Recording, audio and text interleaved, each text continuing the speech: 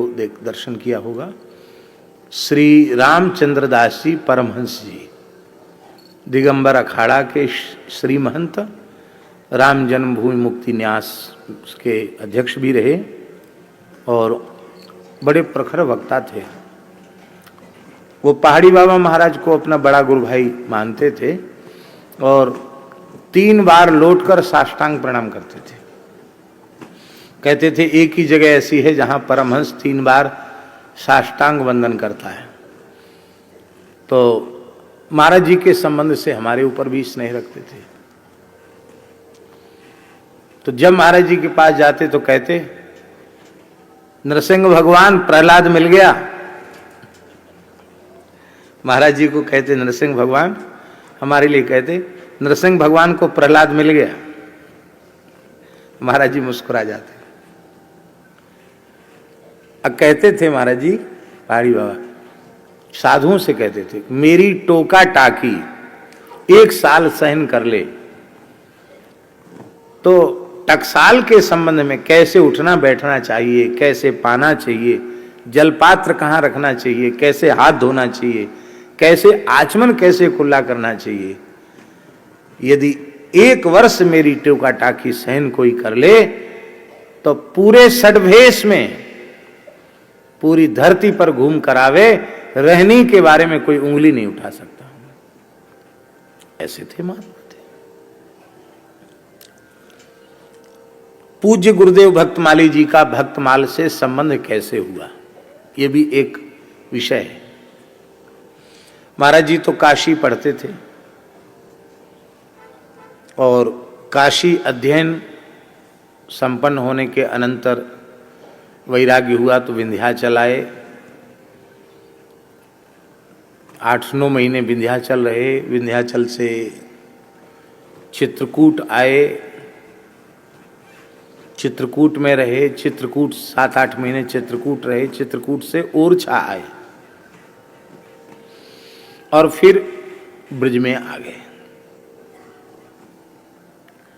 ब्रज में गोवर्धन में महंत श्री रामचरण दास जी महाराज सरपंच बाबा के नाम से जो हनुमानगढ़ी के महापुरुष प्रसिद्ध थे, उनका दर्शन करने निर्वाणी अखाड़े में गए तो प्रथम दर्शन था गुरु महाराज का और प्रथम दर्शन में ही महाराज जी ने संपूर्ण समर्पण कर दिया और प्रथम दर्शन में ही गुरु जी ने अपनी संपूर्ण कृपा कर दी। नहीं तो सरपंच बाबा का नियम था 8-8, 10-10 वर्ष तक सेवा लेने के बाद भी दीक्षा नहीं देते थे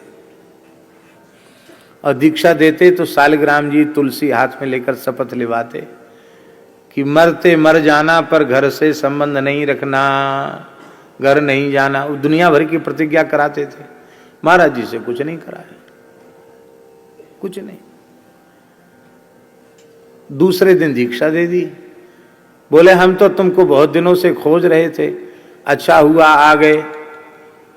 कहा कुछ नहीं ब्रह्मचारी, अब कुछ पूछना नहीं है, कुछ जानना नहीं है। बनारस से आए हो, क्या पढ़ के आए हो? महाराज जी बोले शास्त्री। बोले अच्छा आज से तुमको शास्त्री जी कहेंगे।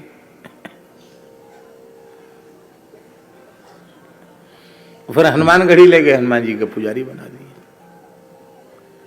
तो वहीं उन्होंने सर्वप्रथम अपने गुरुदेव को एक बहुत पुरानी मूल प्रति उससे भक्तमाल का पाठ करते हुए उन्होंने देखा।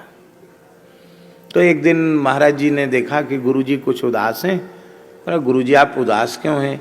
बोले अरे शास्त्री कहा बतावें, हमारी पोथी बहुत पुरानी हो गई है, पन्ना फट गए हैं, कुछ अक्षर भी इधर उधर हो गए हैं, नई पुस्तक मिलती। उस समय पुस्तक उपलब्ध नहीं थी, नई पुस्तक मिलती नहीं है। तो महाराज जी ने कहा देखें क्या है? तो भक्तमाल मूल। तब महाराज जी ने सबसे पहले हनुमानगढ़ी से भक्तमाल को सबसे पहले संपादन करके मूल प्रति गुरु महाराज के पाठ के लिए छपवाई और उसमें और भी साधुओं को लाभ मिल गया जिसको चाहिए हो। तो महाराज जी ने सबसे पहले भक्तमाल से संबंध वो जुड़ा। इसके बाद संवत 2001 में इस समय संवत 2081 चल रहा है। संवत 2001 में पूज्यपाद श्री प्रभुदत्त ब्रह्मचारी जी महाराज ने ब्रज 84 कोस की परिक्रमा यात्रा उठाई। 2001 की बात है, संवत 2001 की। तो महाराज जी को भी इच्छा हुई कि हम भी सम्मिलित हो जाएं। उस यात्रा में पूज्य पंडित श्री जगन्नाथ प्रसाद भक्तमाली जी भी थे और रोज भक्तमाल की कथा कहते थे। तो वहां से महाराज जी को भक्तमाल का संस्कार मिला।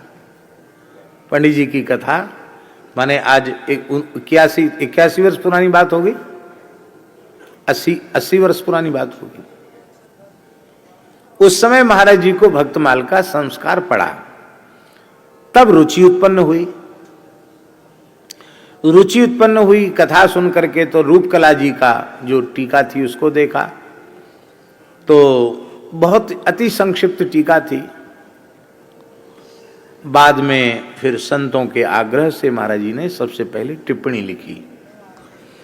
तो उस टिप्पणी में महाराज जी ने ये बात स्पष्ट की है, बहुत बढ़िया बात है। आपने गुरु जी के संबंध में एक 2 छंद लिखे और एक श्लोक लिखा। कोमल सरल सुशील सिंधु सम अति गंभीरा, गुरु जी के स्वरूप का निर्वचन। कोमल सरल सुशील सिंधु सम अति गंभीरा, ब्रह्मचर्य व्रत धीर शुद्ध ज्यों सुरसरी नीरा। ब्रह्मचर्य व्रत धीर शुद्ध ज्यों सुरसरी नीरा। देखी दास अपराध दुखित पर कुपित न कबहीं, क्षमाशील शिव रूप मुदित मन भावत सबहीं। भूलि भटक आए शरण राखत अपनो मान, श्री राम चरण के दास श्री राम चरण रतिदान।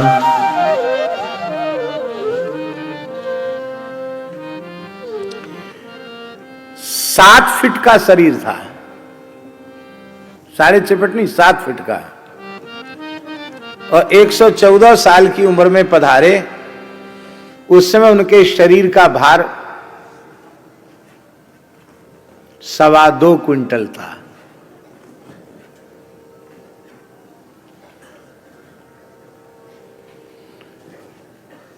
और इस आयु में 2 दिन में गिरिराज जी की परिक्रमा कर लेते थे। शरीर पर कहीं झुर्री नहीं थी। एक समय प्रसाद पाते थे और पंगत के समय ताजा गाय का आधा पाव घी नित्य लेते थे, और शाम को आधा से रबड़ी पाते थे, बस 12 मास। और 12 मास नीम की चटनी, नीम की पत्ती चाहे कैसी भी, नीम की चटनी 12 मास, ये उनका नियम था। महाराज जी के गुरु भाई अभी अयोध्या जी में हैं, वो भी लगभग 100 वर्ष के निकट पहुंच रहे हैं।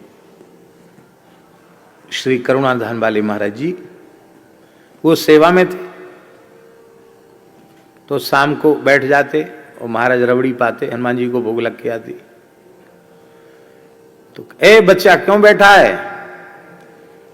कि महाराज आप कहते हैं कि गुरुजनों के शीत प्रसाद की बड़ी महिमा है, तो अखाड़े वाली भाषा हम बोल नहीं सकते, वो भाषा बोल के कहते थे कि दाल भात खाने बैठते हैं तब प्रसाद का भाव नहीं जगता इसके,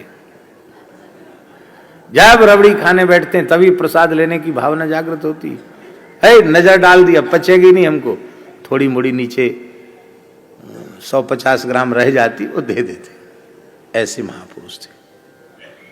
वस्त्र उतारकर कौपीन में बैठते तो उस अवस्था में शरीर ऐसा चमकता था कि सामने खड़े हुए व्यक्ति के शरीर का प्रतिबिंब उनके देह में पड़ता था। ऐसा चमकता हुआ शरीर था। बड़े अद्भुत महापुरुष थे। अब इससे आप समझ लीजिए कि मेला चल रहा है हनुमान जी का, हनुमानगढ़ी का, और बाबा गर्मी के कारण बाहर बैठ गए, तो हनुमान जी की भीड़ कम होगी, उनके दर्शन की भीड़ ज्यादा होगी। ओ दिव्य स्वरूप, इतनी मोटी श्री लगाते थे, ये स्वरूप। बैठते तो 1.5-2 हाथ ऊपर हो जाते, इतने ऊंचे, इतना भारी शरीर था।